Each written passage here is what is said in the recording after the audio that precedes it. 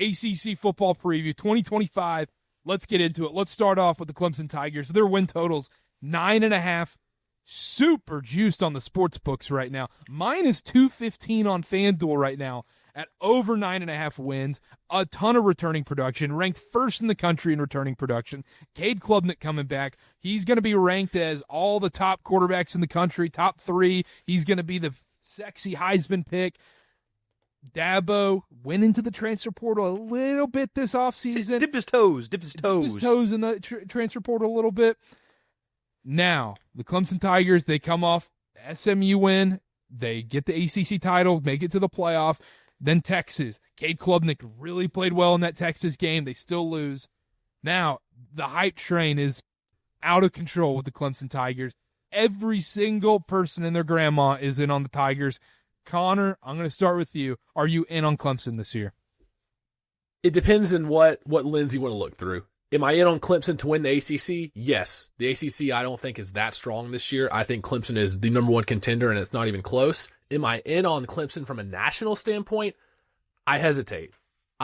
There. And yes, I think they're the best team in the ACC. Cade Klubnik played better in the year last year. I think he's going to be great this year as well. I think there's questions on that, but I think they are the best team in the ACC. We can start there. Well, what are the questions exactly that you're asking? Because it seems to me the one problem they had last year they fixed in the transfer portal. That's where Dabo dipped his toes in. With what? Because their run defense was really bad last year, but he fixed that. He went and got 3 defensive players that are going to fix that problem. You have Cade coming back that you mentioned he got better as the year goes on. This guy's only been getting better his entire college career. And I wasn't drinking the Cade Kool-Aid last year. I was very hesitant on the Cade Kool-Aid. It's like a fruit punch. I'm more of a grape guy, pink lemonade guy. But I am drinking the Kool-Aid this year on Cade. All he's done is get better. So Connor, what are the questions you're asking here? So you think, all right, let me ask you this. Is Clemson your preseason number 1 nationally? Is this the best team in college football? Nationally? Yeah, there you go. Here's what I will say. Whole college football picture. I was genuinely shocked at how many teams had 10.5 win totals because there are hardly any compared to what we've seen. So are they my number 1? Probably not. It's a little too early for me to tell, but this is a national championship team. This is a team. You say Clemson, national champions. I wouldn't be shocked. Carter, what do you think? I think I might be a little shocked. Why? What? No one's pointed out inefficiencies yet. I need some inefficiencies here. We need some inefficiencies? Let's go back to last season. I understand you can say they fixed stuff in the transfer portal. I'm going to get this out of the way now before we run into the rest of these previews. You're going to be able to say that with every single team in college football. So let's just get that out of the way. You can say, they fixed that in the transfer portal. On paper. We don't know. I don't know. I don't know about that. Not every team. Bill Belichick got 41 commits this year and has a top 10 portal class. We have no idea what that team's going to look like. You can't say it was fixed. Sure. That's fair. So anyhow. To back up Dylan's point, though, this is the team with the fewest transfers. 3 transfers. So you want to talk about actually locking in and focusing on a problem and fixing it and not just getting 40 new players in at every different position. This would be the one where I could concede, okay, there was a problem, the run defense was bad, and they tried to address that in the portal. I get that, but at the same time, you go back to last season and you say, well, okay, if it's still mostly the same team, let's go back to last season and see how this team performed. The Georgia game, get the doors blown off. And look, Georgia, solid team last year, but let's be honest. They murdered, absolutely dominated every single subpar team in the ACC and non-con. App State, even NC State, we know what NC State was. Stanford, Florida State, Wake Forest, whatever, Virginia. But then when they actually went up against real competition, this team wasn't lighting it up by any means. They lose to Louisville. I thought Louisville was a good team, so don't get me wrong. At Pitt, they barely pulled that one out. South Carolina, they lose. SMU in the ACC title game, they barely pull that one off, and then they lose to Texas. I'm not going to say I was blown away by this Clemson team last year. You're banking on Antonio Williams and Cade Klubnik taking that big jump, which I don't think is a far-fetched statement, but I'm a little concerned about just automatically crowning these guys as these are the best people in college football. It's easy to say that because we've seen that compared to, a guy like Arch Manning who we haven't seen. And I think that's fair. And, they had 2 wins last year over teams 500 or better, as you mentioned. SMU and then Pitt, who was 7-6. Only 2 wins over 500 or better. Barely won those games. Yeah, which is fair. And I was not, I'm on record. There's a bunch of videos of me saying I'm not the biggest Clemson fan last year. I didn't love the skill groups last year. The receivers were, I thought, not great. There wasn't that star receiver you could turn to on third down and say, here's a catch. But this year, I think that continuity does matter. And I'm in on Clemson, Karter. I'm more in on Clemson than you. 4 of the 5 offensive line starters are back. I think it's the best wide receiver group in a few years. I think the continuity does matter. Antonio Williams, TJ Moore had 45 catches last year. Bryant Westcott, I think, had like 17 yards per catch last year. Big play threat. The only question I have on offense, truly, is the running back position. I didn't love Phil Maffa last year. We were not Maffa fans. Run up the middle and say, 2 yards a carry every time. I think Gideon Davidson has a chance to be a breakout star. Jay Haynes is back from a knee injury, but that's the true question mark for me. I think the potential's there for the running back, but it's not a proven commodity, and that would be where my questions lie for the Clemson offense. Well, real quick, I want to butt in here, Dylan, because I didn't say I was out on Clemson. I just said those were the concerns about Clemson. Okay. Just want to point that out there. Well, I don't know. It seemed very negative when you guys were discussing it, but I just get a little worried. Like this is, a little preview into the NFL, but like everyone's so high and the Commanders are so sexy going into the season. Don't you get a little concerned about that? Is Clemson sexy? I would say Clemson's sexy. I would say they are. There's nothing sexy about the Clemson Tigers. Yes, the Clemson Tigers are a very sexy pick this year, and everybody and their mother are picking the Clemson Tigers to win this conference and to make a run at the national title. Sure, to win the conference, yeah, sure. But and also to go beyond that and compete for a national title. I haven't seen win the conference, they're going to be competing. They're going to be in. So yeah, that makes sense to me. But like going to a semifinal or a national title game, do you believe in Clemson at that point? I personally do.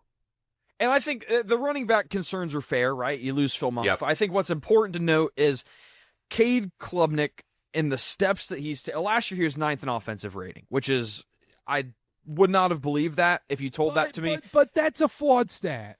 What stats can we use, Karter? What do you want me to use? Dog. Hey, how about we how about we look at his stats against good teams versus bad teams? There's not many good teams to look at that they played last year. To be fair, I'm playing both sides here. Look but at the good teams they did play, the ones above 500 that they played. And then let's look at where he was padding his stats against Appalachian State, where they put up 66 points. Ratings adjust for the strength of schedule, by the way. I know we've only talked about that 8,000 times on this show, but PFF ratings adjust for the opponent and for game state. So before you say, we put up 8,000 yards for 8,000 yards against App State. Let's take a look. NC State 92, App State 94. Fine, whatever. Pittsburgh 86, Texas 80. Texas good defense. That's what I'm saying. The Texas game is what's contributing to this hype train for Clemson this year. And I'm not saying it's unwarranted because I would rather lean towards a team like Clemson, I know what I'm getting for the most part, than I don't know what I'm getting in Louisville with Miller Moss. I don't know what I'm getting with Miami and Carson Beck especially. You know what you're getting with Miller Moss. You know what you're getting with Miller Moss. I think, Connor, you and I might be getting to different things here. We might be getting to different things. All I'm saying is we've seen a quarterback go from playing Big Ten defenses to the ACC, and all of a sudden he's getting Heisman votes. We'll get to Louisville. Just saying. You know what I mean, though, is you know what it looks like in a Clemson uniform. You don't know what it looks like in a Louisville or a Miami uniform yet. But I think that's fair. You know what you're getting with Clemson. And you have Cade Klubnik, like you said, getting back all 3 of his starting wide receivers from last year. I think that's very important. I guess when I'm looking at the grand scheme of things and what college football is, I look at Clemson as a safe haven, maybe. It's going to be the same exact thing. They made, whether we can say whether the transfers on the defensive side of the ball work out or not, they at least made an effort to fix that. Odds of it getting worse, probably lower than it getting better. Can we agree on that? I would say so. New defensive coordinator, Tom Allen from Penn State, the couple transfers you mentioned. I think it's going to be a lot better than 300 rush yards in the college football playoff game against Texas allowed. Tom Allen's defense last year at Penn State allowed the 7th fewest yards per game and the 9th fewest rush yards per game. Yeah, he had Abdul Karter. He had a great defense. Penn State always has great defenses, but you have to give some of that credit to Tom Allen. And I think that's a huge hire for them. This Clemson team is going to be very good. And also, let's not pretend Clemson can't have a great defense. I mean, it's Clemson football, for crying out loud. Exactly. So, last thing on Clemson, and then we'll move on a little bit. The schedule. You start off with LSU. LSU is a very sexy pick this year. Nussmeier versus Klubnik. That's going to be an awesome game to kick off college football. Then you got South Carolina at the end of the season. They lost to them last year. Sellers versus Klubnik, also going to be an awesome game. And then you look at the ACC, go at Georgia Tech, could be a tricky spot. Yep. Louisville, and then SMU Duke. But 9.5 at minus 200, I would not take that. That's a little steep. That price is a little steep to get 10 wins. They can very much win this conference without having to. I mean, they could lose their non-con games with South Carolina and LSU and go basically go undefeated in the ACC. They could go 9-3 and still win this conference, no problem. My issue with the schedule in the ACC as a whole is, I'm looking at this and their schedule. There are a couple spots here. There are a lot of spots where you just can't write in a win. There are a couple teams that are. That's a great the way. The ceiling could be very high, the floor could be very low, and we don't know what we're getting from them. That's my hesitation with Clemson in a win total or anything like that. You're exactly right. They could win 9 games and still win the ACC. That just goes to speak to the ACC more than anything. Not in a bad way, but that worries me. Is that I look at, for instance, not foreshadowing. I look at Boston College. I look at Duke. I look at Florida State even. I look at Louisville. And these are games where Clemson's probably the better team. But if you told me any of those teams beat Clemson this year, I wouldn't say you're crazy. Yeah, you look at future schedules and you're like, Duke, Georgia Tech. You can't. No way you can pencil in a win at this point for either team. It's fair. Now you see a team like North Carolina, though. It's like, Jordan W. Mm-hmm. No. Yeah, we will get to them. Dylan, I think that's a great point. You look at the ACC as a whole, not a lot of great teams, but there is a ton of landmines on every single schedule. It's like, you're on the road at Florida State. That's a tough one. Duke's visiting. They could get hot. Mensa could throw for 300 yards and rush for another 100. There's so many mid-tier ACC teams that will knock off better teams this year, and it's just going to be a big cluster, and I can't wait. I think there's going to be a ton of teams sitting in that 8-4, 7-5, 6-6 conversation that ruined somebody's season. And that could be Clemson. I'm not sure. My last note on Clemson is they need to start week 1 and set the tone for the season. Because getting the doors blown off by Georgia last year really, I think, set them back and set the season off on the wrong foot. Brian Kelly's 0-3 in season openers at LSU. So something's got to give. Remind me that before the game. Is there any point to that to where maybe it's dropping that first game almost has the opposite effect, where it's like, okay, we come into the season with all of this hype. We drop, last year, it seemed like everybody just kind of forgot about Clemson until week 11. We were like, Clemson can actually make the ACC championship game. Maybe that works out for them. I understand losing games isn't beneficial, yada, yada, yada. But in terms of outside noise, might not be the worst thing. If they didn't get their doors blown off by Georgia to start the season last year, then I might agree with that. But I think this year they need to probably win week 1. And you can say the same for LSU, but I think it's important. All right. Clemson. We'll get to the winners and picks and everything at the end of the show. Cade Klubnik, by the way, you said Cade Klubnik, Heisman favorite. He's the 3rd favorite. He's not the favorite. He's one of the favorites. What is he, like, plus 200? He's 200 odds behind Arch Manning. Is Arch the favorite? Yep. Arch is the favorite, plus 600. Cade's 900. Garrett Nussmeier is 900. Those are the favorites. Well, I'm just saying, when I say Cade Klubnik is the best quarterback in college football this year, if I say that, I don't want any backlash of, he was the Heisman favorite. Need to get that on the record. Are you saying you're supposed to get like crazy credit for saying that?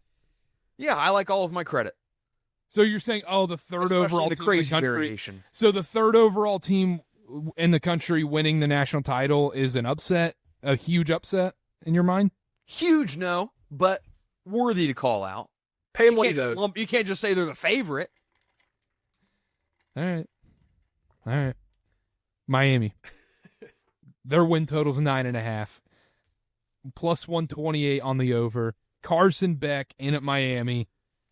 I think it's very easy to fall in the Carson Beck love trap. I mean, how? Oh, he was. If your last name's Cavender, or what? That's a different. We'll get Dylan. I think Dylan's got fall into the Carson Beck trap. Sorry. But he was a projected number 1 pick. You could fall into the hype train of it all. Does he just kind of fall into that Spencer Rattler camp of kind of is what he is? Or, Dylan, maybe you can answer this for me. Does he come to the ACC and just light it up? That we have a pretty good track record of quarterbacks coming over from more difficult, more defensive-minded conferences. Name 2. Oh, you got 2 on me, huh? Kyle McCord. Name 2. Kyle McCord. Mild Concord. Malik Murphy. Malik Murphy. Yeah, there you go. Max Johnson for a game. Come on now. The Carson Beck thing is tough for me because we saw how he performed with what I would say was a worse offensive Georgia roster last year. He might be a personnel merchant. Like if it's kind of like a Will Howard thing. Well, if you have 4 or 5-star wide receivers, then yeah, you're going to be a pretty good quarterback.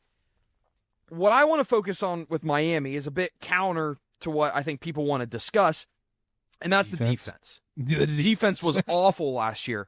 I'm going to offer you a caveat. Awful. I'm going to offer you a caveat. Caveats coming in. Last year, they took a lot of flack. They were the 14th ranked defense. They had the 14th best defensive rating. Why is that? They were awful in coverage. They were atrocious in tackling. Defensive line.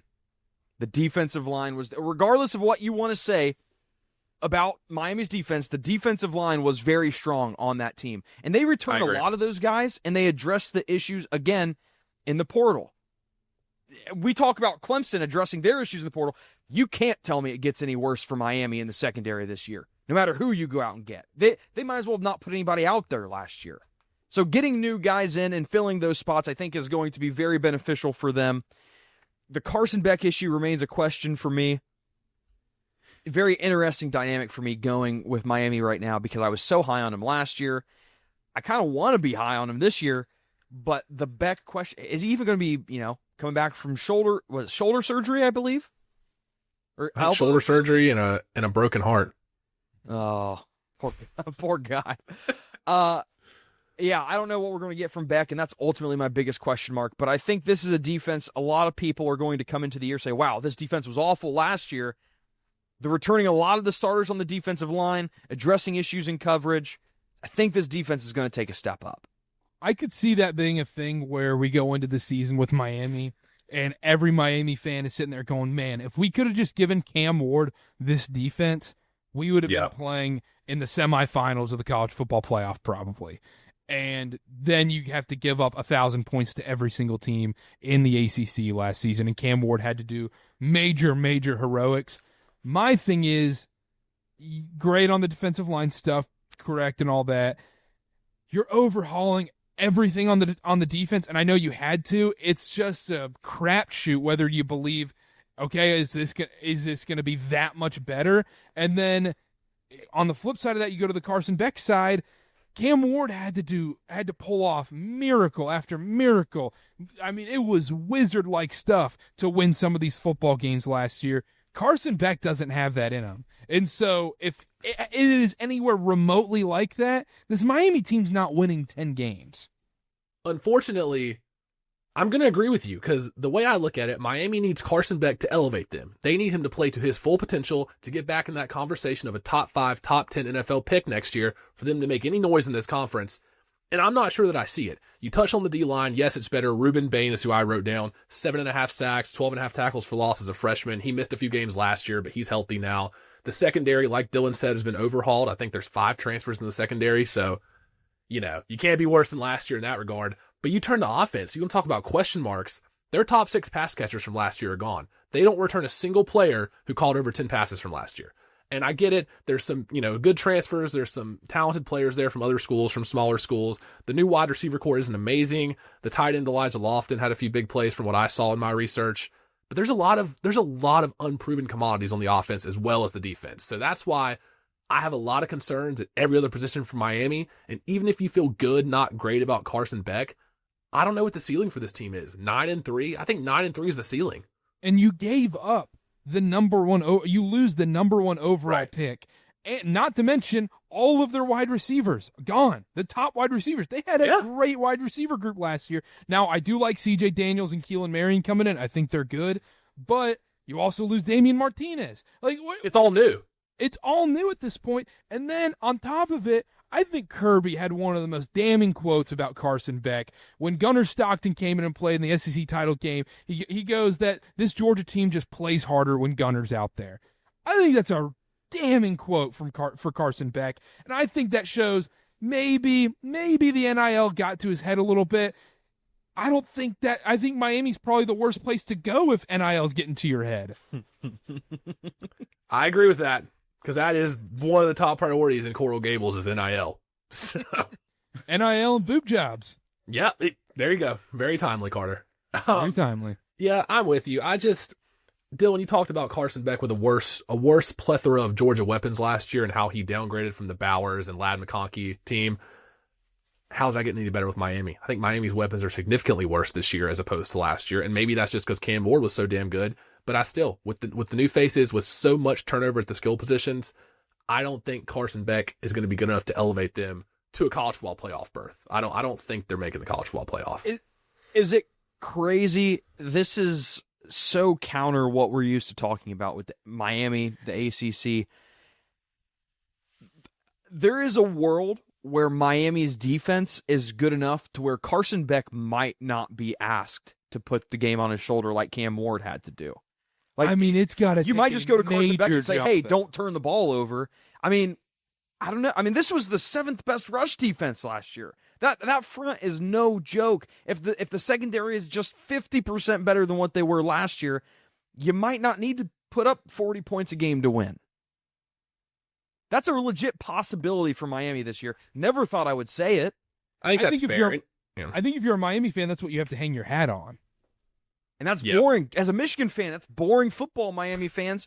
But I'm telling you, you win championships that way. So you're saying Big Ten Miami football? Big Ten, a good old. I was trying to make a play with Ohio, Miami of Ohio. Good old Midwest football. Let me ask this question about Carson Beck. Can you name a game outside of Georgia Tech where you felt he put the team on his back and won the game for him during his time at Georgia? No, but that's not how my brain works. Yeah, man, mine either. But off the top of my head, it always seemed like, Brock Bowers with 12 catches, or what a grab by Ladd McConkey, or ETN bust another run. It was never Carson Beck is taking this game over. And I could be wrong, and somebody's going to fact check us and be like, well, actually, but off the top of my head, as the casual fan, no. Yeah, but you might not have to. Yeah, might not have to. But I got one more stat for Dylan here. Miami was 120th in the NCAA last year in penalty yards. 120th. Ooh. So they're gonna have to improve on that to make the Dylan Wilkerson. Yeah, that is institutional. That's procedural. That's not changing. Yeah, I don't like that. I'm not a fan of that. Now here, I will say I don't think.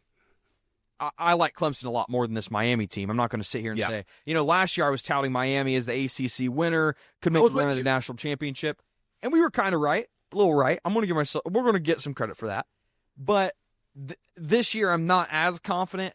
The path looks a lot different for Miami this year than it did last year, and I don't think that's a bad thing. And I think maybe Cristobal came to the realization is like, hey, it's fun having a quarterback that's going to throw for 6 touchdowns a game, but maybe that's not how you build sustainable success in college football now.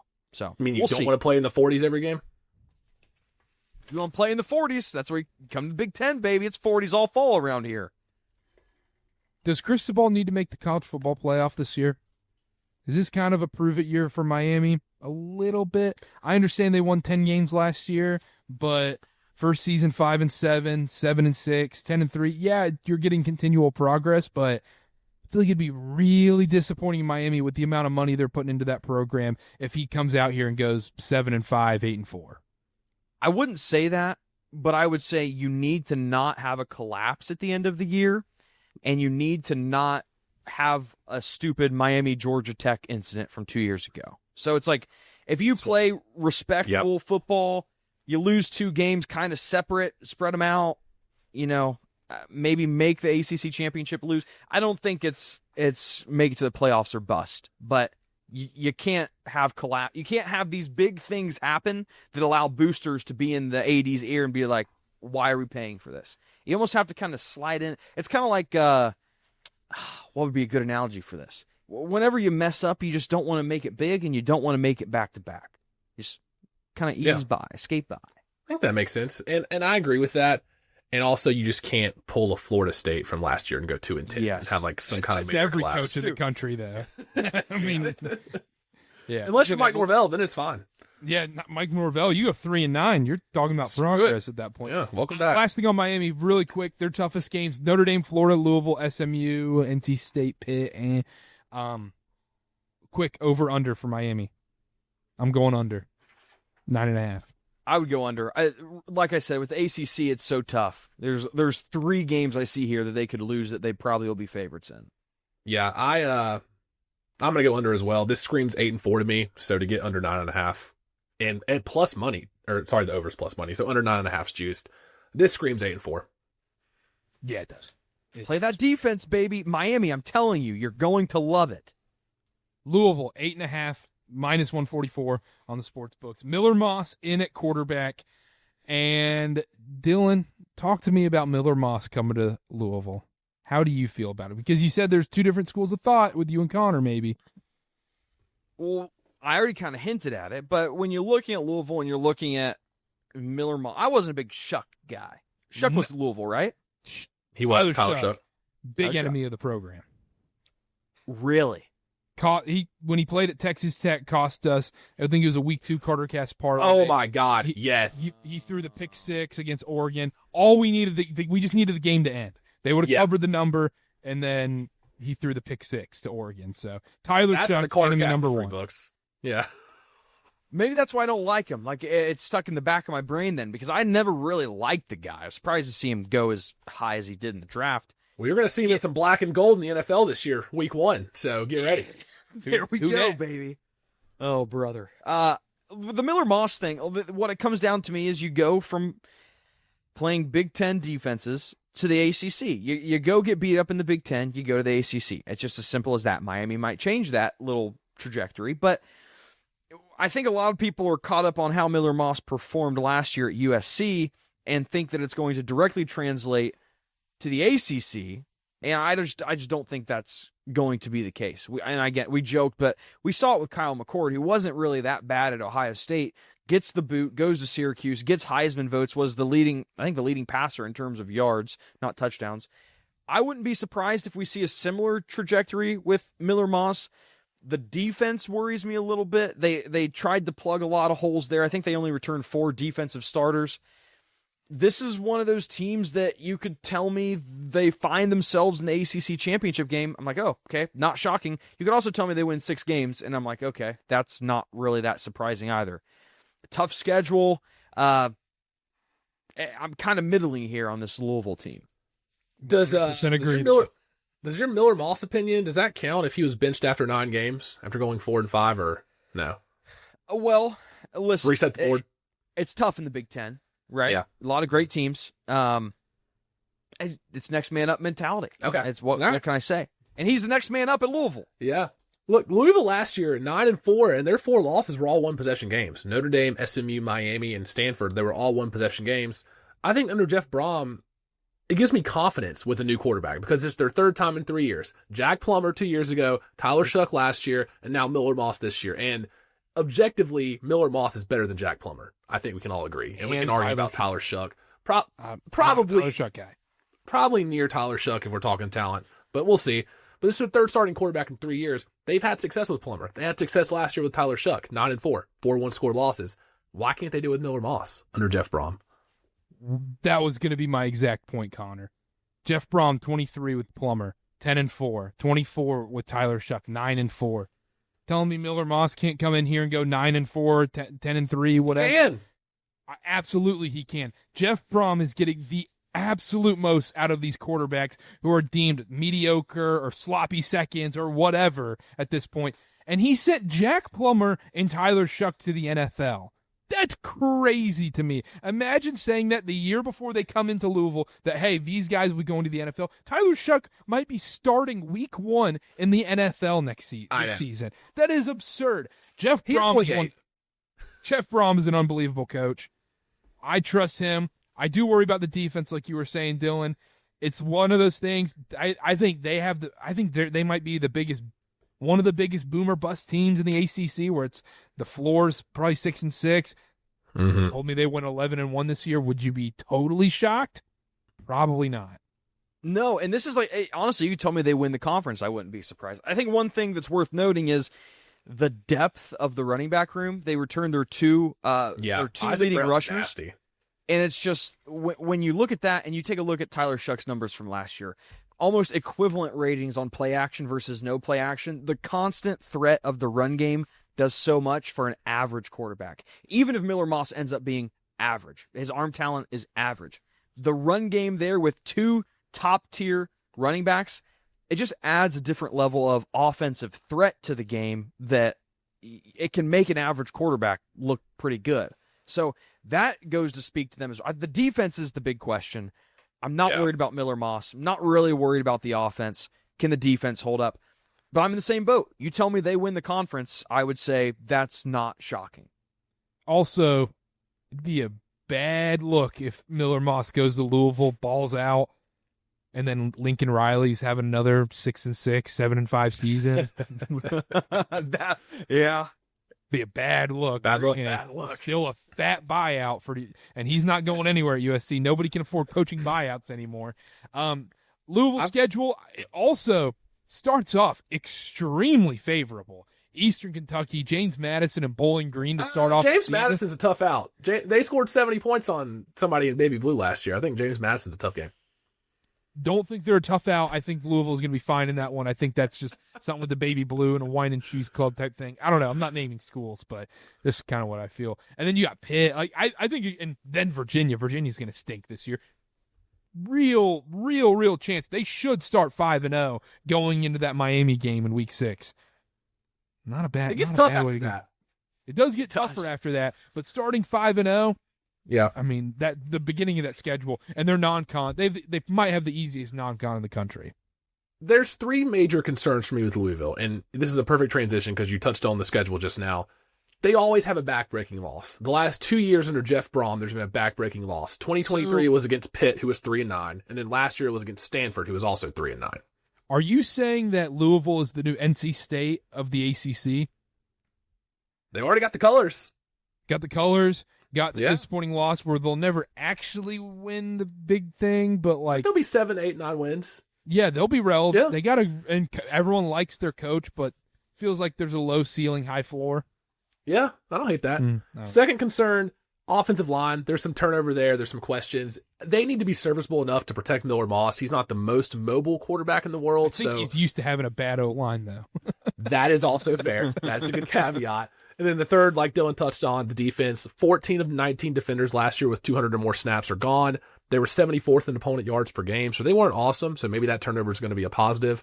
And, there's some productive additions, some linebacker additions in the portal I liked, but the defense, that's going to be the big question for me. I think you guys are right. Miller Moss can be serviceable enough in this conference to compete, but can the defense be above average enough to really put them over the top?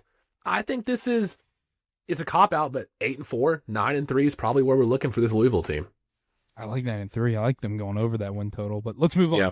Let's run through some teams. Those are top dogs. Let's go through this. SMU 8.5. It's at -124 right now. Rhett Lashley, Kevin Jennings back. SMU. Tyler Van Dyke, backup quarterback. By the way, saw that when I was doing my research. Yeah, get a chuckle out of that one. How is he? Can we ask how? How and why? COVID. The libs, maybe? We're talking SMU. I don't know if TBD's a lib guy, though. I don't know, but I don't think the schedule's super brutal for SMU. My whole thing about this SMU team going into this season was how much was last season a fluke, and they are on the complete opposite end of the trends of Clemson right now because, look, Clemson finished the season a little strong, beat SMU, had a great showing in the college football playoff game, even though they lost, so it's easy to, get high on them. You go back to SMU, disappointing loss in the ACC title game when everyone said you're kind of fraudish, and then you go to Penn State and you just get absolutely dismantled in Penn State in the college football playoff and kind of exposed yourself. I think this SMU team's fine. I don't necessarily love Kevin Jennings that much. I think he's slightly overrated in my opinion. Dylan, you want to go first or you want me to go? I'll go. I'm not super high on this SMU team. Wasn't really high on them last year. I guess I was kind of proven wrong. Kevin Jennings, second leading rusher. You lose Brashard Smith, your leading rusher with over 1,300 rushing yards. My problem here is going to be that the defense was very good. One of the top defenses in the ACC last year, allowed 22.1 points per game. You lose a lot of those guys. You only have 2 defensive starters returning, and the transfers that you go out and get to try and address that, they just aren't that good. They just have not been that good in their career, especially Jeffrey Mba from Purdue. He's just not a good football player. Offensively, it still might be there. It's going to be tough to fill the hole that Brashard Smith is leaving. Kevin Jennings, I think, is fine. I wouldn't say, overrated like you said, Karter, but I just don't know if he's going to be able to. I think he's going to be asked to do more because the defense is going to be worse, and I don't think he's going to be able to put it all on his back. That's my worry with SMU. And I also want to say, Karter, a lot of talk. I don't think we've had a tough schedule by your standards in the ACC yet. If you're playing Clemson and Miami in the same year, Clemson has a tough schedule. I think Clemson has a tough schedule.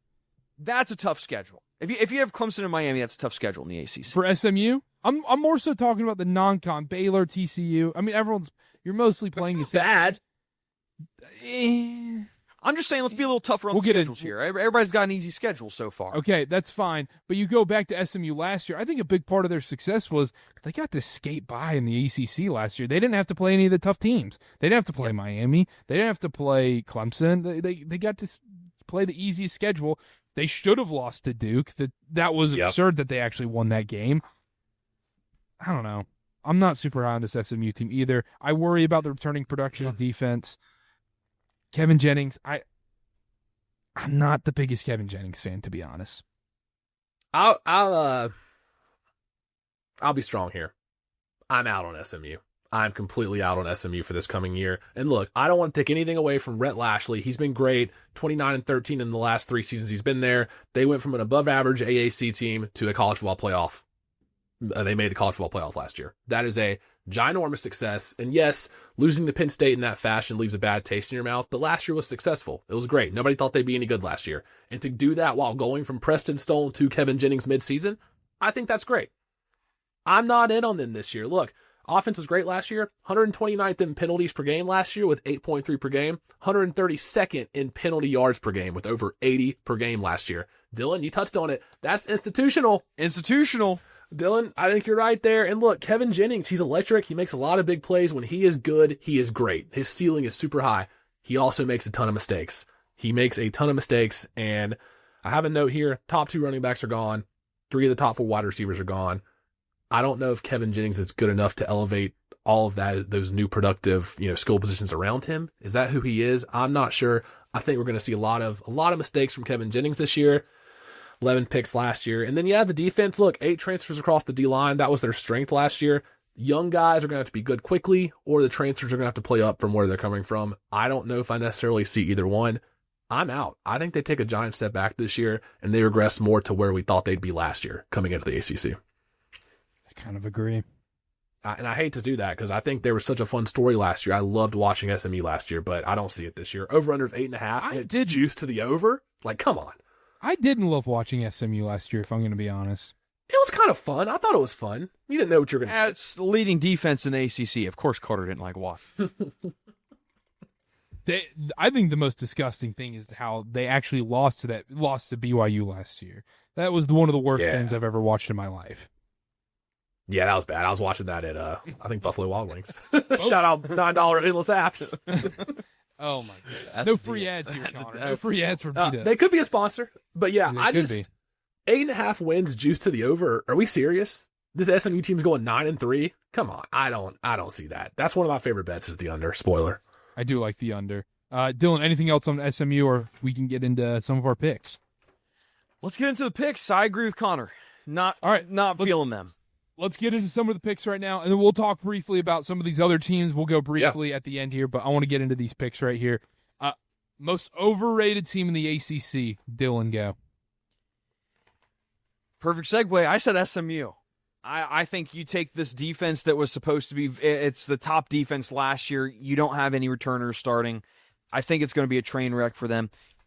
God forbid Kevin Jennings gets injured and Tyler Van Dyke is the starting quarterback for this team. It could go south real quick. I only bring up the injury because Jennings does get it done with his legs, but that does make you more injury prone. Mm-hmm. God forbid that happens. I don't like the hands that the team is left in. I would say SMU is my overrated team. Connor?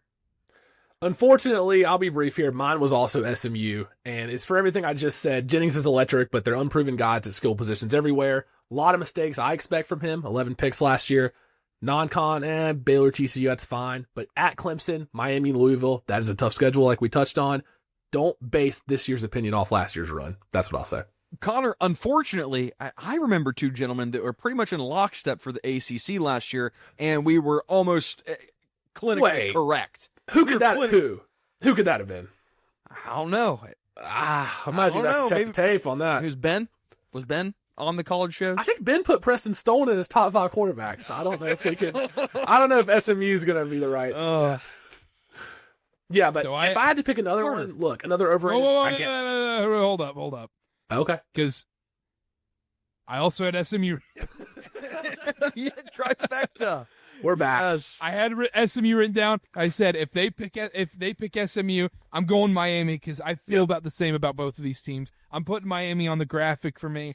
I do not believe in Carson Beck. I believe he's a very overrated player. I really, really worry about him. I mean, it's a cliche. It's kind of a lame thing to say, but him as a leader with this Miami team, I don't think he's capable of putting a team on his back and going out and winning a football game. The defense is a complete unknown, in my opinion. I understand the D-line is returning, and that part's great. The secondary, I don't know what I'm getting. It has to be better than last year, but even then, Cam Ward was still filling in a ton of holes. You lose the number 1 overall pick. You lose all your wide receivers. You lose Damian Martinez. I worry about Miami going into this year. They're my overrated team. That'd be my second choice as well. It's tough to choose an overrated team in a conference where you get to the 5th team and the win total's 6.5 already. It just goes downhill. I was hoping one of us would be like, Stanford is my overrated team. Their win total's at 3. I think it should be at 1. Yeah. I think Wake's actually going 2-10 instead of 4-8 this year. F you, Frank Reich. Anyhow, sleeper. Who is your sleeper in this conference? Dylan. Please don't be tough. It's tough. No, I didn't go deep cuts here. Okay. This is a team we've already talked about. Okay. Which might disqualify it from sleeper. I mean, you have to pick Clemson in the conference at that point. I'll do that. Yeah. I went Louisville. For underrated is technically what I did. That's why I went. You want me to go another? It spoils my best bet, but I can go with another one that's a little farther down. Wait for your best bet because it's who you want on the graphic. Yeah. I want Louisville. I think the Miller Moss thing, if you think he's a great arm talent, he's going to improve in the ACC. If you think he's an average arm talent, I don't think he's going to be asked to do that much at quarterback. The defense is going to be a question. I think they'll figure it out. You don't need to play great defense in the ACC. Running back room, one of the best in the country. I think it's Louisville. I think Louisville's the underrated sleeper team. Connor. This is one I have 2 written down here. I think you're going to steal one of my 2. I think I am too. And this is one that I was very excited because first glance, I was like, this is going to be my pick. I did the research, looked at the numbers, and really thought about it. And that's Georgia Tech. Yeah, the Georgia Tech Yellow Jackets. Season. Yeah. I'm all on Georgia Tech this year. Haynes King is back. Jamal Haynes is back in the backfield. Haynes King was banged up last year, but 14 touchdowns, 2 picks, 600 rush yards, 11 rushing touchdowns. This dude's just a monster. He's just a gamer. You look at his stats versus Georgia in that 8 overtime game, 26 of 36, 303 yards, 2 touchdowns, 24 rushes, 110 rush yards, 3 more scores on the ground. I know it was an 8 overtime game, but he played a damn good game. And when he was healthy, I thought he was great. I think he'll be a top 5 quarterback in the ACC this year, probably top 3 in the ACC, which isn't saying too much. But this is my sleeper for this year. They couldn't throw the ball downfield last year. They were 38th in yards per attempt, but only 106th in yards per catch. O-line, 3rd in NCAA in fewest sacks allowed, almost 5 yards a carry from the backfield last year. A lot of them were returning, and they replaced their wide receiver production. Eric Singleton's gone to Auburn, sure, but the Florida International wide receivers they brought in, especially Eric Rivers, who averaged almost 19 yards a catch, I'm all in on this Georgia Tech offense. And look, the defense, they need more takeaways, only 11 takeaways a year ago compared to, I think it was 49 total over the 2 years prior. I think they're going to be better than last year, though. I'm all in on Georgia Tech. Give me Georgia Tech. This is my sleeper. Win total 7.5. I think they go 9-3, maybe even 10-2. And they're going to be competing for a spot in the title. I love the Yellow Jackets. The Yellow Jackets are my pick here as well. You look at it, 18th in the nation in returning production. You read off all the stats. I don't want to repeat it. I also love one, Brent Key. I think he's a great coach. Then you start the season, headline game against Colorado. I think headlining your first game of the season against Colorado when you're a heavy rush attack team might be the best thing for you because they're going to run all over Colorado. They're going to steamroll them, and all of a sudden, I think this Georgia Tech team is going to be able to run all over these ACC teams. Haynes King was unbelievable for me last year. Not like best quarterback in the country type good, but from what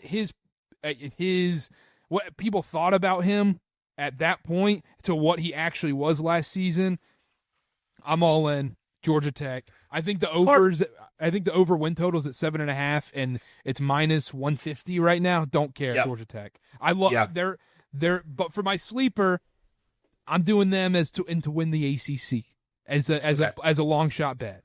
I like that. I love that as well. And week 3, you beat Clemson at home, you're rolling. And is it crazy for me to say, you look at their schedule, I think every conference game is winnable for them. I mean, Clemson obviously is the one you look at and you're like, okay, probably not. Every other conference game is a winnable game for Georgia Tech. So I'm all in. Buzz on the Yellow Jackets.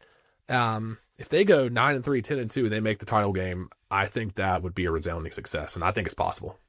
Yeah, I think it is brutal. They do have to play. They always have that brutal non-conference how they have to play Georgia at the end of the year. But we saw last year, it's a winnable game. I was going to say, yeah. 80th ranked offensive line last year. They don't do much to address that. So few sacks allowed in the country, though. I'm just PFF here. I don't know. 60.4 offensive line rating. So it's a run. We're running the ball. Yeah. I love that Georgia Tech was like, we're not running the option anymore, but now this is one of their best teams in a minute, and all they do is run the ball.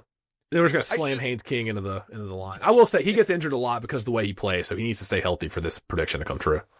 I should say too, the rating, the 80th rating I'm giving it is run block grade. So it's the pass block does appear to be better than the run block, but for a team that likes to run the ball, to be fair, they didn't address that a lot in the offseason. To be fair, all they do is run, so there's more. There's a lot more sample size there. Well, then, I guess that hurts me. But also, can't they develop? Can't we? We can't just all jump. We think Cade Klubnik's making a big jump. Why can't Georgia? You're right. Yeah, I know Cade Cutlett's some kind of NIL deal for him. There you go. Yeah, some gabagool. My paisan. Best bet, Dylan. Karter. Dylan. Karter. Oh no. Do you know what my favorite color is?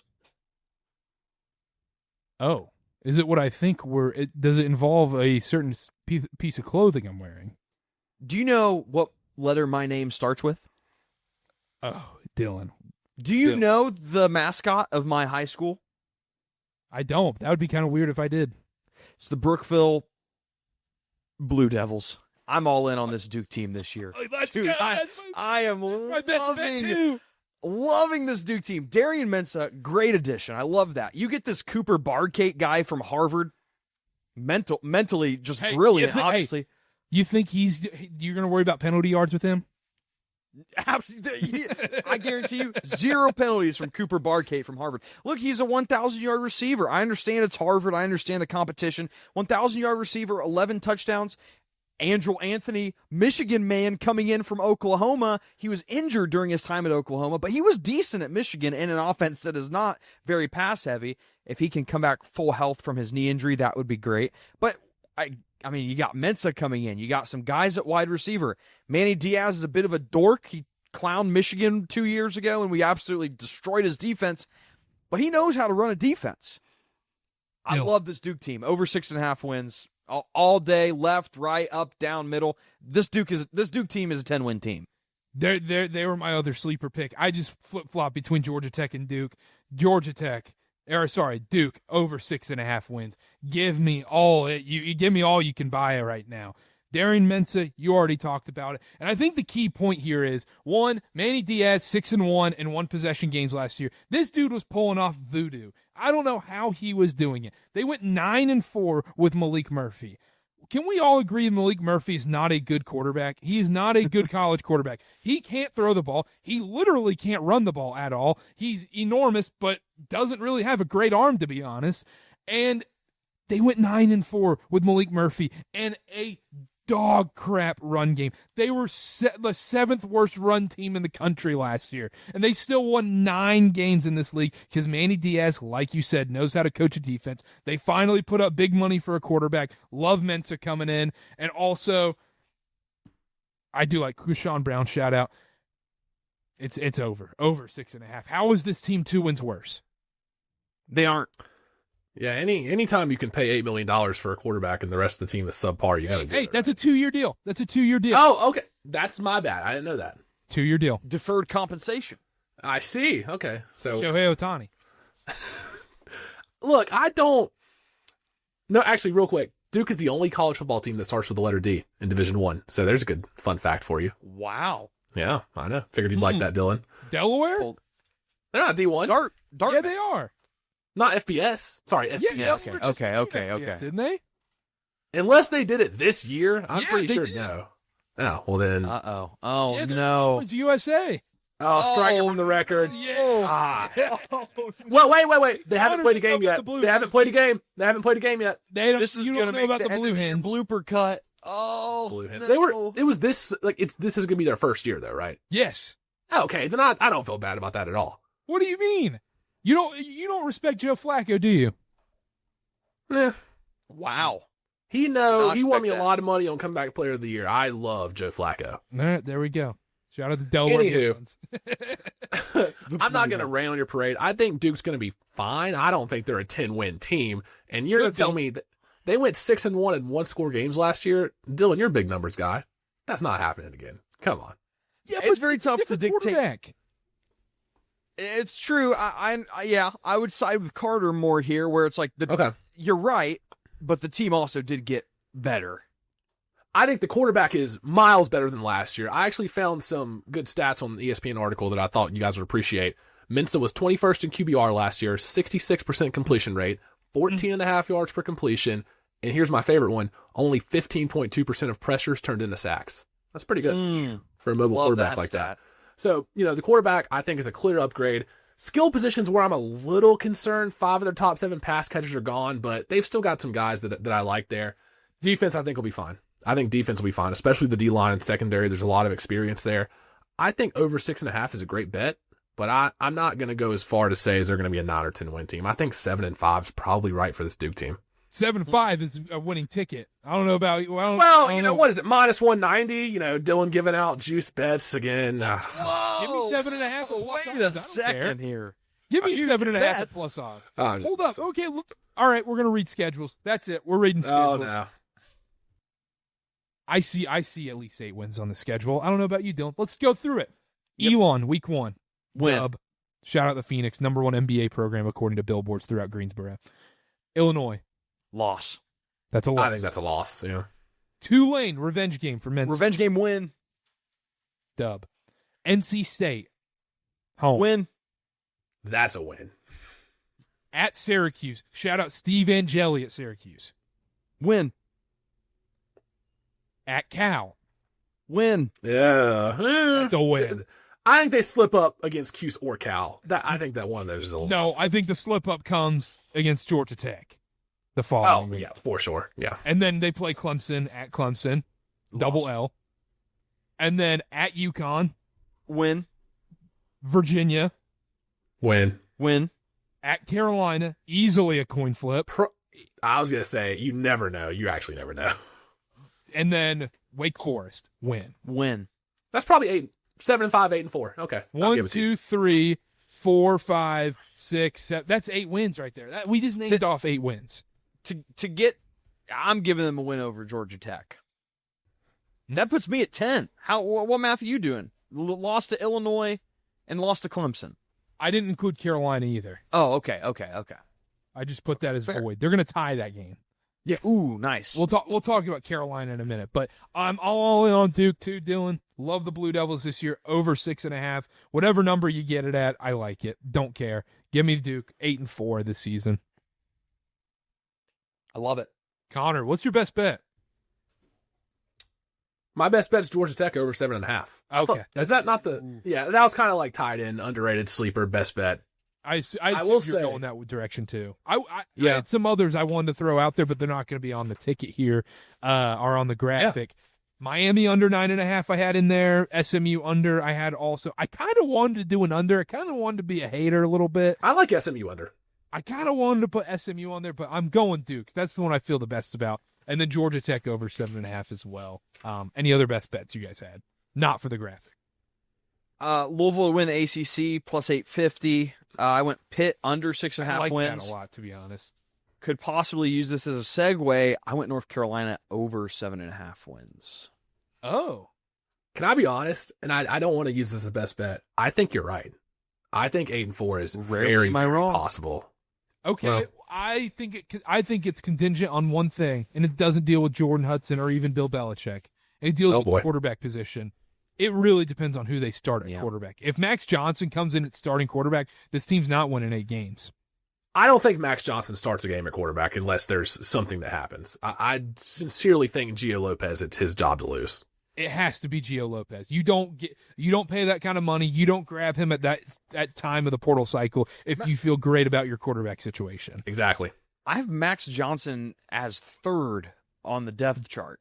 Bryce Baker. Yeah, Bryce Baker. Yeah, Me too. Bryce Baker, true freshman. Shout out East Forsyth. He went to our high school. I think he'll probably if push comes to shove. Yeah, if something happens, Max Johnson's probably come in as the backup just because he's a 5th-year guy. He'll probably play like the game against like Richmond or something, but I think Bryce Baker redshirts. I think you'd be smart to get as much NIL money as possible. Because Gio Lopez is a redshirt sophomore this year, right? He's pretty young. Gio Lopez is young. Gio Lopez has some wheels on that guy, and it's a shame we don't get to see Bothwell and Lopez at South Alabama. Shout out the Jaguars. But I think Carolina. I'm not going to hate on Carolina. I think they could easily go 8-4, 9-3. It just depends on how does Belichick adjust to the college game. Connor, as a Carolina fan, what would you deem as a successful, great season for Bill Belichick in year one? Year one, Bill Belichick with this group, I think 8-4 is probably the lowest bar for a successful season that I would go. I think 9-3 is very possible. And I also would say minimize the off the field stuff. The story needs to be about the football team and what happens on the field, because if they go 8-4, 9-3, and they're competing in this ACC in year one, I think that's a huge win, and that takes away all the attention from, Jordan Hudson has access to the facility or she doesn't, or, Bill Belichick's, Steve Belichick's the defense coordinator. It takes away from all that, and it matters what's on the field. And if Bill Belichick goes out there and puts a winning football team together, I think that's all that matters in Chapel Hill. They've had one 10-win season since 1997. And I think they've got a really, really nice schedule that shapes up. Yes. And I was just going to say that, even though I clowned you. This is almost like, I don't want to get nerdy here, but it's almost just like a probability play. You have, 7.5 wins. You have a team that's almost completely new guys, transfers. Do you trust Bill Belichick to get guys that he wants? And if you do, they're probably going to be pretty good. But even then, with the unpredictability, you just kind of play the odds game with this schedule. I mean, Charlotte, Richmond, Clemson on the 49ers, they could do a little something. UCF, I don't think it's going to be very good. It's a great schedule. It sets up nicely for the Heels this year. Kind of play the numbers at a certain point, and I think this is the one where even if you don't think they're going to be a great team, they could be a great team. They could be an awful team. Easy schedule. I'll roll the dice. And also, they kind of have the same deal as SMU last year. It's almost a carbon copy of their schedule. You play two Big 12 teams in your non-con, and then you get to avoid most of the top dogs in the conference except Clemson. And Dylan, you talk about, travel and rest days and all that. They have a bye before they play Clemson, and then they have a bye right after Clemson before they take the longest trip of the season to Cal. That is perfect. You cannot ask for better bye weeks than that, honestly. Bye before and after Clemson and right before you travel to Cal. I think that's great scheduling. And when you come back from Cal and have to travel back to Chapel Hill and play again, you get to play Virginia coming back. So I think it sets up really nicely for Carolina. I agree. I am curious, though, because let's not pretend Bill Belichick was this great talent evaluator at the end of his time with the New England Patriots. That was his downfall. Yeah. How does that translate? I'm just curious how that translates to the college level. And that's something that we're just throwing darts at the wall and seeing if something sticks. Like, we genuinely, even me as a Carolina guy, I have no idea how it's going to look. And that's what I'm so excited for, though, because it's fun to talk about and F around on the podcast with the Jordan and Bill Belichick stuff and whatnot. But I am really, really excited to see what Bill Belichick's college football team looks like. That is an absurd statement. That is something we never thought we would ever see. And all of a sudden, we're going to see a Week 1 TCU Monday night game with Bill Belichick playing. Coach, I know. This is absurd. I think that's very well put. The offseason's over, and no pun intended, it's time to put the Jordan Hudson stuff to bed, Bill. It's time to get on the field. And I am pumped. I am thrilled. You putting her to bed, tucking her in? Is that what you're saying? Reading her a bookie. Shout out Shane Gillis. Yeah. Look, anything's better than last year. They gave up 70 effing points to James Madison. 70. I love Mac Brown. He's a great human being, great person. His time at Chapel Hill was over, and I'm not sure if this Belichick era is going to be a success or not, but from what I've seen so far with the NIL money he's gotten and the players he's brought in, on paper, he's doing everything right. So, to bring it full circle, 8-4, I'm thrilled. 8-4, 9-3 with that schedule. I think 9-3 is probably where I'm super happy with year one for Belichick. And on top of that, I think a bigger thing is in college football, if you're going to be in that no man's land of you're making an average bowl game like the Tax Slayer Gator Bowl, and then, you're 7-5 to, barely 9-3, kind of a fake 9-3. You just want to be fun at that point. Like, can I be an entertaining team I'm excited to watch every Saturday? The other thing is their ticket prices are absurd this season for Carolina football games. Yeah. I think you might see me at the November 15th. Oh, no, never mind. I won't be here. I was going to say I was going to go to the Wake Forest game, but I'll be in Boston for college basketball reasons. During football season. Oh, that's interesting. Yeah. From day one. Job calls. Job. So, work. From day one of the Belichick era, though, I always said if Carolina is just in the conversation to win the ACC, if they're just in the conversation, that's a huge success. And, give me 30 seconds here to rattle this off. Amari and Hampton's gone. I think if Davion Gauss in the backfield steps up, that's a major point whether or not this offense is successful, because the weapons on the outside, I'll be honest, aren't great. Kobe Paysauer's the best receiver returning this year. He only caught 21 balls last year for 360 yards. That's our best receiver returning. They got a couple guys in. Isaiah Johnson from Michigan State. He was okay. He should be fine this year. A lot of new O-line in there. 3 starters are back, but the depth is all brand new. And then defensive side of the ball, 16 guys on defense saw 200 snaps last year. Only 3 are back, and they're all in the secondary. So defense was horrible. I think that's probably a positive, and we'll see where this thing goes. 2 quick points, and we'll move on. One, if you're a wide receiver coming from Michigan State, there's no fault to you. You weren't getting the best balls thrown to you. Little brother. I don't think Aiden Childs was dicing teams up last year with the Nova. Hey, we hit that over though last season. And then the other thing is, I think the Hampton loss is a lot bigger than people realize, but I also feel like it's just so different. And I think Hampton was covering a lot of holes for Mac Brown and that team last year, but it's just a totally different team that you just have no idea what you're going to get. You lose Hampton, you get Michigan man Benjamin Hall. I would say probably pretty fair trade. I think even if not this year, I think he'll make some plays in Carolina blue, if not this year, then next year, because I think we'll see a lot of Goss this year. Caleb Hood is redshirt senior, I believe, this year. And then defensively, linebackers are solid. Got a guy from Washington, Kamori House, Gabor from Nebraska. I think they're going to be all right. Gabor, I don't know how to say his name. I don't know how you say his name. Gbayor. You say it. Gabor. I don't know. Bayer. I don't know. Or it's just I watched his highlights though. He looks pretty good. I don't know. We'll see. Secondary will be fine. Conference winner, real quick. Who we got? I'll start. No shock. I'm going Clemson. I'm taking Cade Klubnik for Heisman before I'm taking Archer Nussmeier. I think he's going to be great. He has the experience. He's going to be a top draft pick. You address the issues on the defense via the transfer portal. We'll see if it works out for him, like you pointed out, but I think it will. I think Clemson, far and away, the best team in this conference. It's lame. It's the favorite, I know, but I'm going Clemson. Yeah, we've talked a lot about, underdogs and long shots and people we think are going to be good this year in the ACC. Clemson's still the best team in the conference. So if you want me to actually predict who I think is going to win the ACC this year, it's Clemson. There's a reason I think even odds are plus 110 to win the ACC. I think Klubnik takes another step forward. All the returning weapons, I think the run defense is going to be better. 4 or 5 O-line starters back. I think Clemson's going to be really great this year in a not so strong ACC. So that's my pick. I don't want to call my shot too hard. I'm also taking Clemson. Let's not overthink this. Let's make it a chalk graphic. Going chalk is okay because you can't just take the underdogs in every conference. Guess what? If you would have just taken Georgia blindly last year, you still win. They won the SEC. Fact. Now, who does Clemson play in the ACC title game then? I had Louisville, Duke, or Georgia Tech. One of those. I don't hate Louisville. I'm gonna call a shot and say Georgia Tech makes the ACC championship and loses. Wow. And it's like a 17.5-point spread. And then they're doing the debates of, well, should Klubnik sit out of this game? This is even worth it. And all that bull crap. Let's quickly roll through some of these teams and we'll get out of here. Florida State, their win total 7.5. This is a 2-10 team from last year.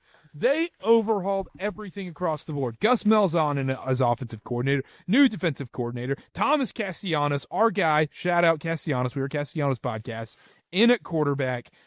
Castellanos said about their matchup against Bama to start the season that he said, quote, they don't have Nick Saban to save them. I just don't see them stopping me.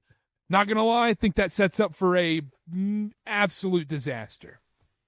Yeah, a lot of people forget Michigan did send Nick Saban into retirement, so Castellanos can thank me for that.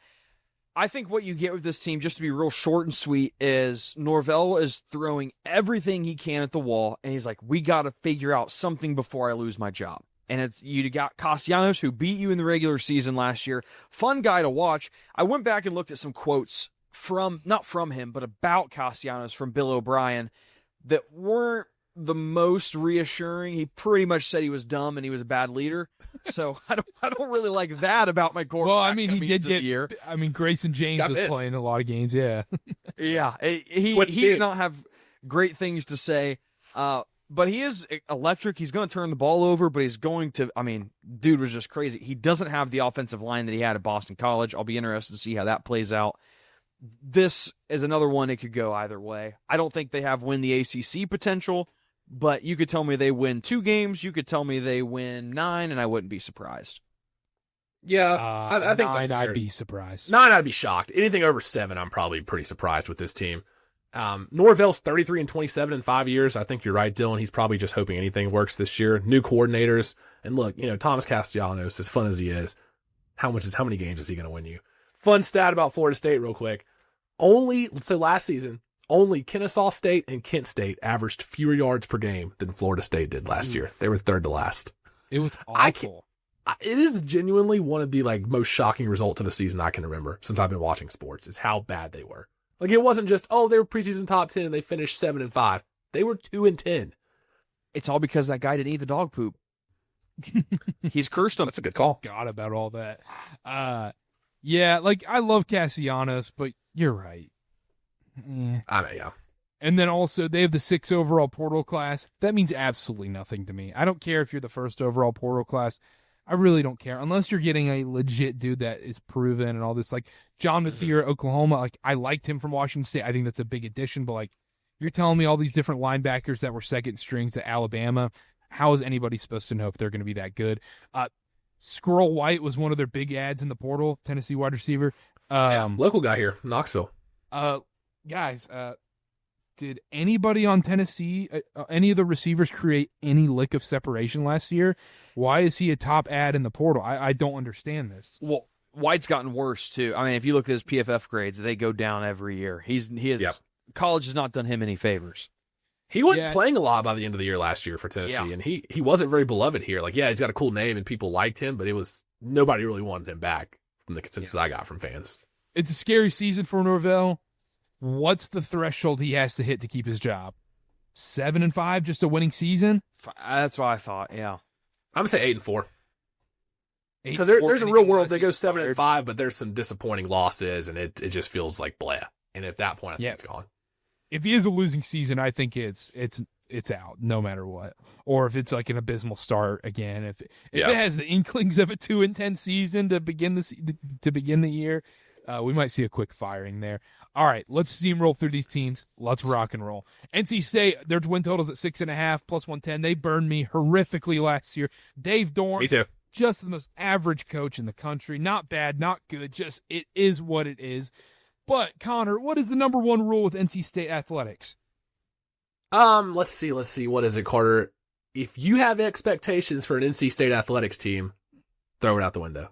Exactly. In this season, they have absolutely zero expectations. That's why I kind of like the Pack to go over their win total this year. CJ Bailey. Really?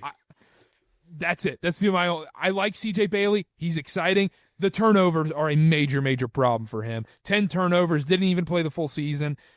That's not great, but they don't have that hard of a schedule. Their non-con's pretty light. And look, once again, NC State with no expectations. That's when you want to buy in on this team. They feel exactly like a 7-5 team to me. I'll be brief here.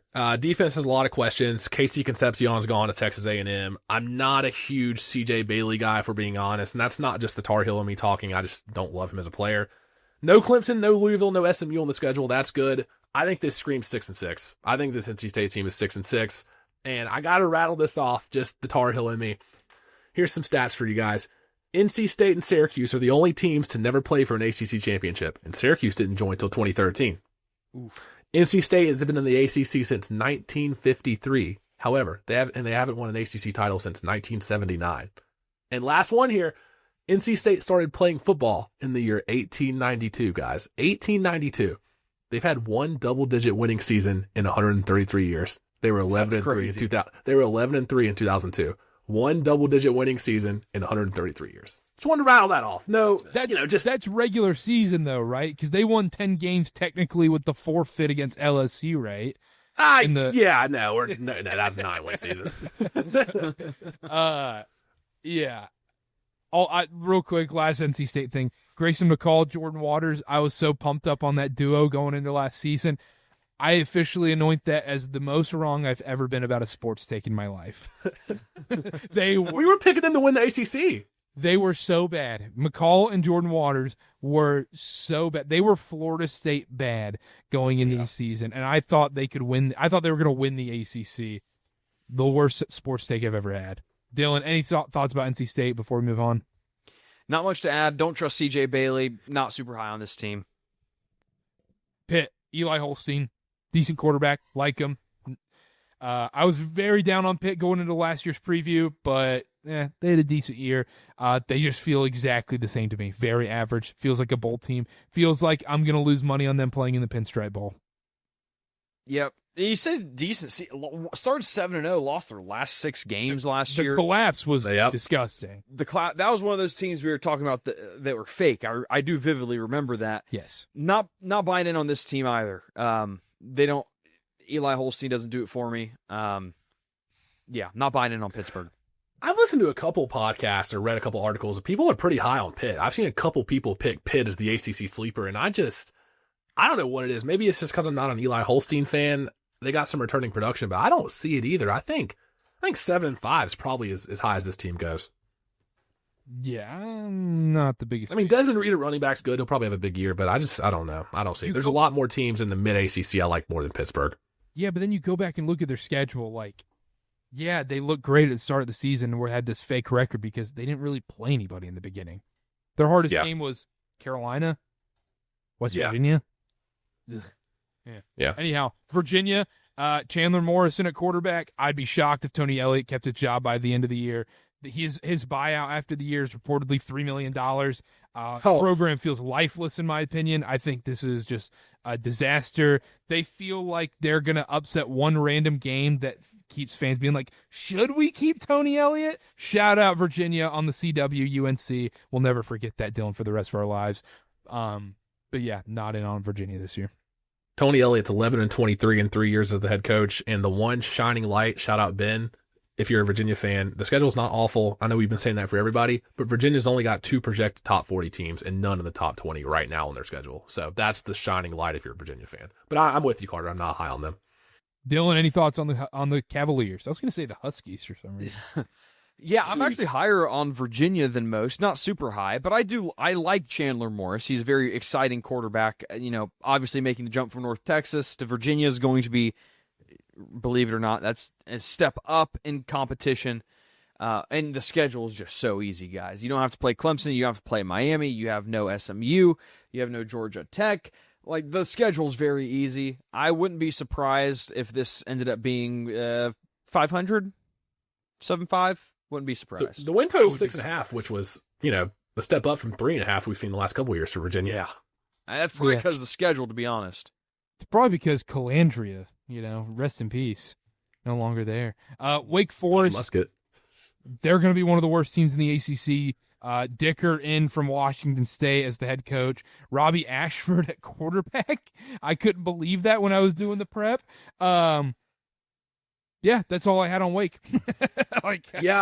Shout out Dave Clawson, great career, but in this day and age, you have to build through the portal, build quick. There's no time to build a foundation and build a culture. Like, you got to come in and get results. So that, shout out Dave Clawson, but this is clearly the start of a retool rebuild for Wake.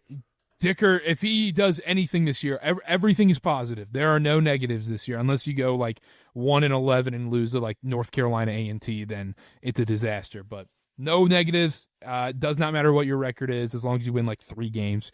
Not much on Wake. Dylan? Offensive line's a huge problem here. Everybody's a transfer except for your right guard, George Sell, but he didn't even start last year, so he's not even a returning starter. Don't see much going for Wake Forest this year. Mm-hmm. Yeah. Stanford, love Andrew Luck. I love the culture he's trying to build there and everything, but Frank Reich is running the show in Palo Alto, and that just does not bode well with me as a Panthers fan. Woo! Woo! Shout out Frank Reich. Actually, not shout out Frank Reich. No for me on Stanford. Yeah, I have nothing on Stanford. I mean, Frank Reich, former Panthers guy. I think they'll be at the bottom of the conference. And I don't understand the hire, if we're being completely honest. What does that do for the future of Stanford football? Come on. What if he's awesome? What if Stanford goes 8? Then I'll eat my words. I think it was kind of like a quick – Troy Taylor was dismissed after some investigation, so it might not be a long-term solution. Andrew Luck was I need to call one of my NFL friends to come take this job. yeah, exactly. I don't think I could pick up the phone. Jeff Saturday was next. Yeah, so. Literally, that's the first person I thought of, Jeff Saturday. You get a good wide receivers transfer in David. I'm going to say the last name wrong. David Pentelis from Yale, believe it or not. But this team's not going to be very good. Yeah. Cal. Dylan, all I have on this is Ohio State quarterback Devin Brown in at quarterback in Berkeley. I made that note too. Dylan, what are your thoughts on Ohio State quarterback come to the ACC and succeed? So you're rooting for Devin Brown at Cal? Oh yeah, are you serious? Yeah, I'm rooting. I hope he has a Heisman caliber year over there at the Cal Rhythm. They might be all right. They might make a bowl. They've got a lot of talented transfers at skill positions for their best 5D linemen are back. I think they might be okay. They won't be at the very bottom of the ACC. They're playing upset watch this year. I think so too. My 2025 Outlook notes at the very end, I have in all caps, Devin Brown, ha ha ha ha ha.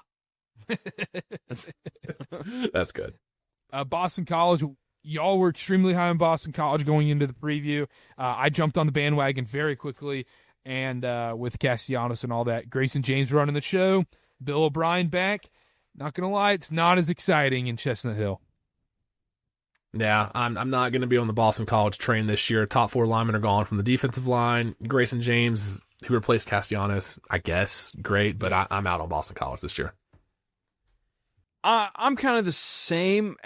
Bill O'Brien, for some reason, I kind of have some faith in him, but this schedule, I mean, brutal. Clemson, Louisville, Notre Dame, SMU, Georgia Tech, like, not a very easy schedule, so that worries me a little bit. No play or anything. Definitely not as high on him as I was last year. Syracuse, Steve Angeli, Notre Dame legend at quarterback. If you don't remember, he came in for Riley Leonard for a bit in the college football playoff, kept them alive, had a nice drive.